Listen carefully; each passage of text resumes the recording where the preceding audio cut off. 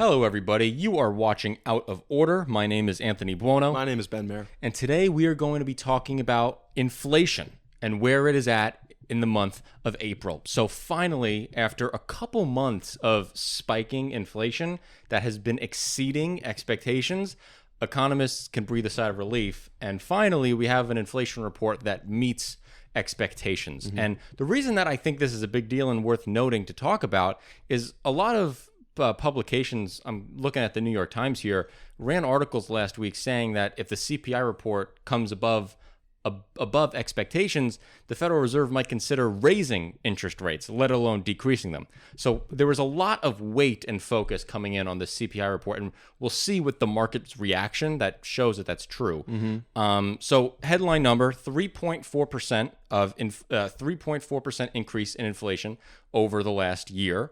The core CPI, which excludes food and energy, is at 3.6.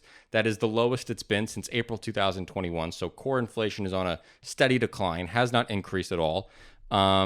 This is also coming at a time when wages increased 3.9% over the last year. So we're at real wage gains of around 0.5% over the course of the last year. I believe we are at positive real wage gains for 13 months in a row now. Okay. Yeah. So wages are exceeding inflation over the last year. Wages have not exceeded inflation over the last 2 years, though.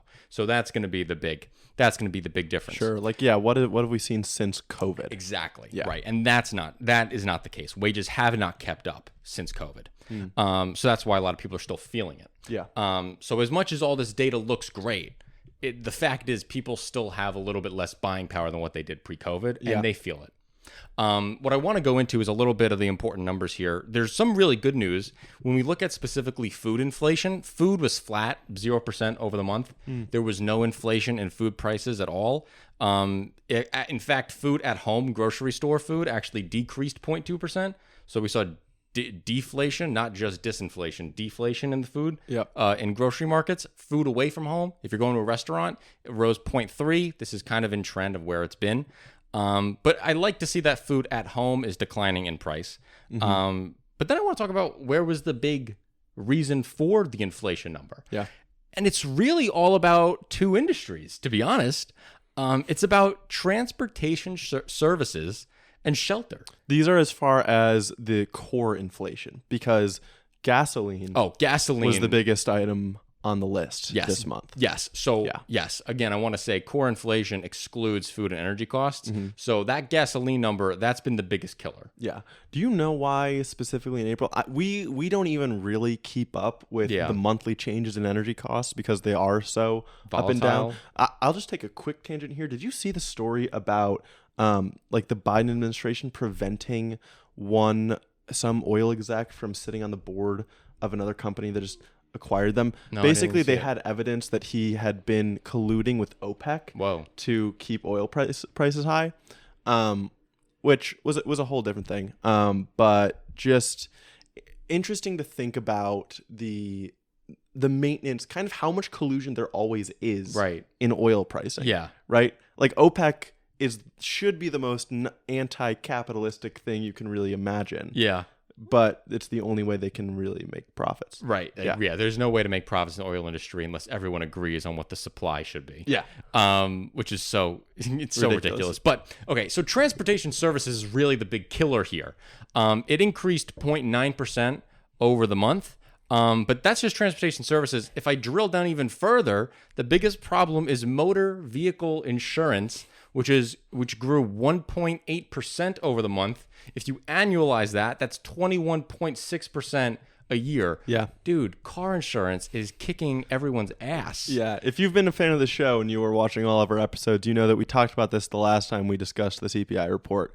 Apparently, I saw a tweet today that car insurance is up like 45% since pre-COVID. Oh, Jesus. Yes. No, that's insane. It is crazy. So, but like, what I do like to know is, I mean, we're urban guys. We don't drive. Yeah. So at least our CPI is technically lower than the average. Yes. Right? That's nice. So that might be felt by more people out there. Yeah. And so there might be a good section of the population that isn't being hit by those larger increases, I suppose. in prices. But it is a problem because you would think that car insurance is something that poorer people probably are more reliant yeah. on than more wealthy people. Yes. So it's a necessity. It's mandatory. It's not like you can't buy car insurance. Exactly. No, and we talked about the deeper reasons of why car insurance is so expensive. Cars are getting better, more expensive, all this stuff. Yep. There's a lot of structural issues here that the Fed is not going to be able to solve no matter what the interest rate is. Yeah, exactly. Right? There's no policy any government can do to fix car insurance. It just is what it is. Yeah. And it has to become the new normal.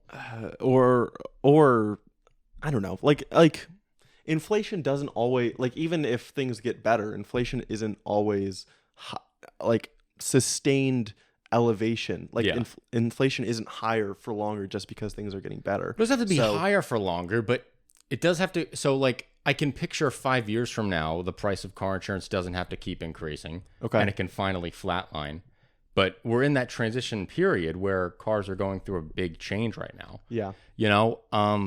That's just the only way I can think. I guess. And it also makes me wonder about the kind of broader economic issue of like too much money in the economy, right? Yeah. Because then you certain economists that will like try to argue against, say, the Biden administration as the reason for inflation. They'll say too much subsidies, you put too much money sloshing around in the economy, that's what causes the inflation. Mm-hmm.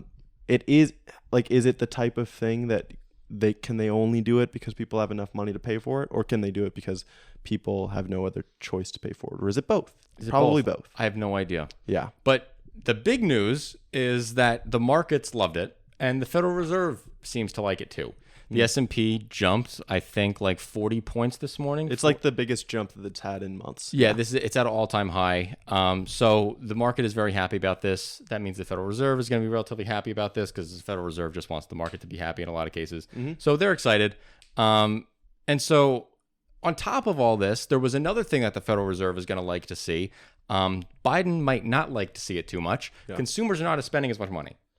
Consumption did not increase over the month at all. It was estimated to increase 0.4%. It totally flatlined. So that number is adjusted for seasonality. So it's expecting maybe a slight decrease in consumption in this month or whatever. Mm-hmm. But it's not adjusted for inflation. So that means that consumers are actually not keeping up with price increases that are going on. Why is this a good thing for the Federal Reserve? Because the Federal Reserve wants to see a not so hot economy. Mm-hmm. A hot economy can drive inflation because people are chasing after a lot of goods. It means they have a lot of money. Yeah. They're driving after stuff. The Biden administration wants that. Biden administration wants people to consume. They want to see the big GDP number growth. The Federal Reserve doesn't. I wonder why is this coming through now? Again, like what happened in the month of April? We've been doing so well, relatively. Well, things just catch up sometimes. I mean, credit card defaults are really high right now. Yeah, credit card defaults just jumped over the last 2 months. So maybe the interest rate effects are starting to set in, and exactly we're getting closer to needing to make the adjustment for the soft landing. Exactly. And so now Fed rate cuts in 2024 again seem feasible. Mm-hmm. It's looking like a lot of people are putting the rate cuts to be in September, but that's our CPI report. And we'll look to see if the Fed cuts them in September, hopefully even sooner. Thanks for watching this episode of Out of Order. Love it that you made it this far. This week on Patreon, we've got an update in the Montana Senate race with John Tester. We've got the U.S. and the Taiwan navies doing joint exercises, and the Biden administration has revoked a license to sell semiconductors to Chinese company Huawei. In addition to that, we have our deep dive this week on Chinese overproduction. Is it a good thing? Is it a bad thing? Is it a threat to global markets or a positive? Well, find out on our Friday video.